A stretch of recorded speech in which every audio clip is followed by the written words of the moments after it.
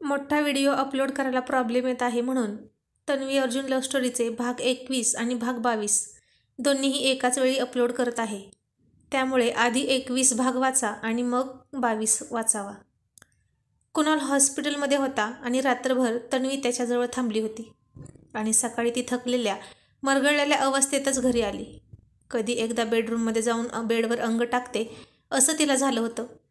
तिला विश्रांतीची खूप गरज होती आणि ती बेडरूममध्ये गेली. अर्जुनने बेडरूममधलं सगळं सामान उद्ध्वस्त करून टाकलं होतं. कुणालने तिच्यासाठी पाठवलेल्या बुकेसुद्धा तोडून टाकला होता.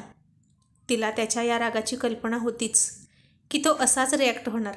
तिला बेडवर झोपायचं होतं पण तो दारू पिऊन बेडवर उभा न झोपता आडवा झोपला होता. पूर्ण जागा त्यानं व्यापली होती आणि मग ती तशीच हॉलमध्ये येऊन सोफ्यावर झोपली. आणि अर्जुनने बाहेर येऊन पाहिलं.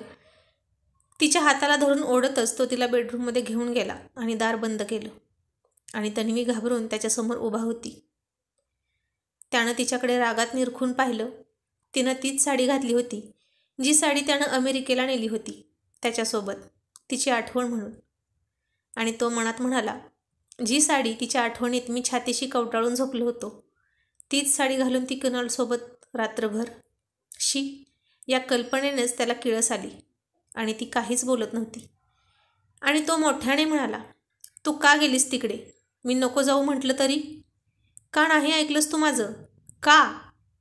तो कोण लागतो तुझा? का नाही डोक्यातून मनातून जातो तुझ्या? आणि तन्वी घाबरतच म्हणाली, अर्जुन ऐक ना प्लीज. अरे खरंच त्याचा हात पुन्हा फ्रॅक्चर झाला आहे. खूप त्रास होतो रे त्याला. त्याला झालेला त्रास दिसतो तुला आणि माझ्या त्रासाचं काय? ते नाही का दिसत तुला? आणि तन्वी गप्प बसली. त्याचा त्रास तिला दिसत होता पण त्या त्रासाला तो आणि त्याचा गैरसमज कारणीभूत होता. आणि जोपर्यंत तो गैरसमज दूर होणार नाही तोपर्यंत त्याचा त्रास कमी होणार नव्हता. आणि जोपर्यंत त्याचा संशयी स्वभाव सोडणार नाही तोपर्यंत गैरसमज जाणार नव्हता. आणि तो म्हणाला, गप्प का बसलीस सांग ना. माझा त्रास नाही का दिसत तुला? कसा दिसेल म्हणा? तुझ्या डोळ्यासमोर तोच असतो ना नेहमी. तोच दिसतो तुला सतत डोळ्यासमोर. मग माझा त्रास, तुझ्या नवऱ्याचा त्रास तुला कशाला दिसेल? हे काय बोलतोयस तू? प्लीज असं नको बोलूस. ती अजूनही त्याला खूप प्रेमाने समजावत होती. आणि तशीच ती त्याचा हात प्रेमाने धरायला गेली आणि त्याने तिला झिडकारले. दूर हो, मला हातही लावू नकोस. मला तुझी किळस वाटत आहे. पण तू मला चुकीचं समजत आहेस. तू समजतो तसं मी काहीही केलेलं नाही. माझ्यावर विश्वास ठेव. तू का नाही ऐकत माझं? का नाही माझ्यावर विश्वास ठेवत? अशी तन्वी म्हणाली. आणि अर्जुन म्हणाला, कारण तू विश्वास ठेवण्याच्या लायकीची नाही. आता त्याचे डोळे आग ओकत होते.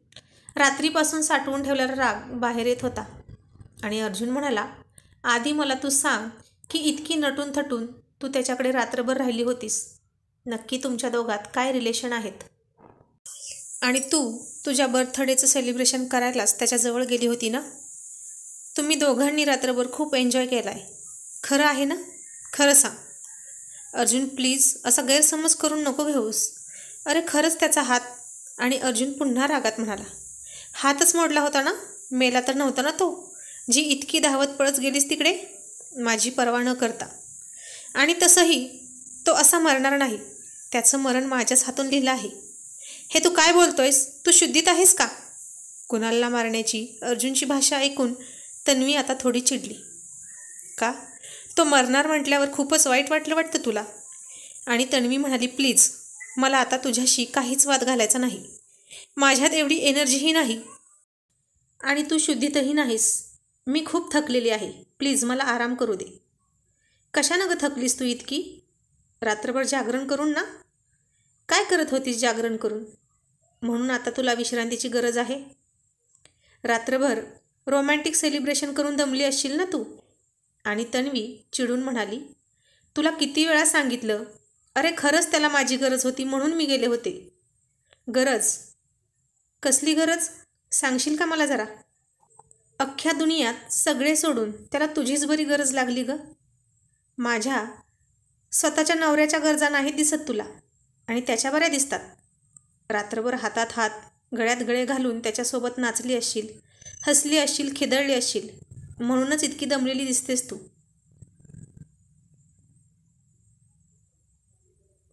शरीरही थकलेली दिसतंय तुझं.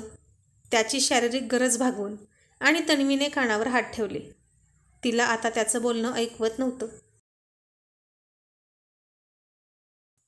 तू काहीही काय बडबडतोस अर्जुन? तुला काहीच वाटत नाही का असं बोलताना? माझ्या मनाचा जरा तरी विचार कर.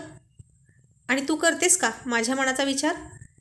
या आधीचं जाऊ दे, पण रात्री केलास का माझ्या मनाचा विचार आणि आलीस माझ्याकडे? नाही ना? तन्वी आता काहीच बोलत नव्हती, कारण आता त्याच्याशी बोलून काहीच फायदा नव्हता. आणि अर्जुन पुढे म्हणाला, सांग, रात्रभर तू अशी परपुरुषासोबत काय करत होतीस? तुझं लग्न झालं आहे, तुझं घर आहे, तुझा नवरा आहे, आणि हे सगळं सोडून तू त्या परपुरुषाच्या घरी काय करत होतीस रात्रभर? कोण लागतो तो तुझा? आणि पुन्हा ती चिडून म्हणाली, तो परका नाही माझ्यासाठी. हो का? खूपच जवळून ओळखतेस ना तू त्याला? किती किती जवळून ओळखतेस ग? सांग ना. माझ्यापेक्षा जास्त जवळचा आहे ना तो? असं म्हणून आता तो तिच्या जवळ येऊ लागला आणि त्याने तिला भिंतीसोबत दाबली. तिला माहीत होतं की तो असाच संशय घेणार आहे. त्याला कितीही खरं सांगण्याचा प्रयत्न केला तरी तो तिचं काहीही ऐकून घेणार नाही आणि तिच्यावर विश्वासही ठेवणार नाही. आणि शेवटी ती चिडून म्हणाली, तुझा माझ्यावर विश्वास नाही, त्यामुळे मी तुला काहीही सांगणार नाही. आणि कुणालची ही अवस्था तुझ्यामुळेच झाली आहे, लक्षात ठेव. तूच याला जबाबदार आहेस. किती संशय घेतोस तू माझ्यावर? आणि मग तो म्हणाला, मग माझा संशय खोटा आहे हे सिद्ध कर ना तू. तुझ्यात आणि त्याच्यात नक्की काय नातं आहे हे सांग मला. आणि तन्वी पुन्हा मान खाली घालून गप्प बसली. आणि मग तो आणखीनच चिडला आणि म्हणाला, नाही ना उत्तर? म्हणजे नक्कीच तुम्हा दोघांमध्ये काहीतरी आहे. नक्कीच. तुम्ही दोघेही मला फसवत आहात. I hate you. असं म्हणून त्यानं तिचा गळा पकडला आणि ती त्याचा हात पकडून स्वतःला सोडवण्याचा प्रयत्न करत होती. आता हा माझा जीवच घेईल की काय अशी भीती तिला वाटत होती. तिचा श्वास गुदमरायला लागला आणि त्याने तिचा गळा सोडला. तिने एक दीर्घ श्वास घेतला आणि तिथून ती जायला निघाली. तसं त्याने पुन्हा रागाने तिचा हात घट्ट पकडला आणि ती त्याचा हात झटकू लागली. आणि त्या नादातच दोघेही बेडवर कोसळले. ती खाली आणि तो तिच्यावर होता. तिने डोळे घट्ट मिटून घेतले आणि तो तिच्याकडे टक लावून बघत होता. त्याने अजूनही तिचा हात तसाच घट्ट पकडला होता आणि तिचा दुसरा हात त्याच्या खांद्यावर होता. आणि काही क्षण ते दोघेही त्याच अवस्थेत होते. आणि दारूच्या नशेत तो तिच्याजवळ खूप जवळ जाऊ लागला. त्याने तिच्या मानेवर किस करून तिची कंबर हळूच दाबली आणि तिच्या प्रणयी भावना उचंबळून आल्या. तो तिच्या अंगावर होता आणि त्याच्या खाली ती पूर्ण झाकून गेली होती. आता दारूची नशा उतरून त्याला तिचीच नशा चढली होती बहुतेक. तो एका हाताने तिचे केस सावरत होता. आता त्यानं त्याच्या दाताने तिच्या छातीच्या वरच्या बाजूला हळूच चावा घेतला आणि आता तिनेही त्याला घट्ट मिठी मारली आणि तिची त्याला अस्वस्थ करणारी मादक हालचाल सुरू झाली. आता तीही त्याच्या केसातून हात फिरवत होती आणि तो तिचा पदर बाजूला सारून मनसोक्त तिच्या सर्वांगावर चुंबनांचा वर्षाव करत होता. यानंतरचा एपिसोडसुद्धा आजच टाकणार आहे. कृपया तो सुद्धा लगेच वाचून घ्यावा.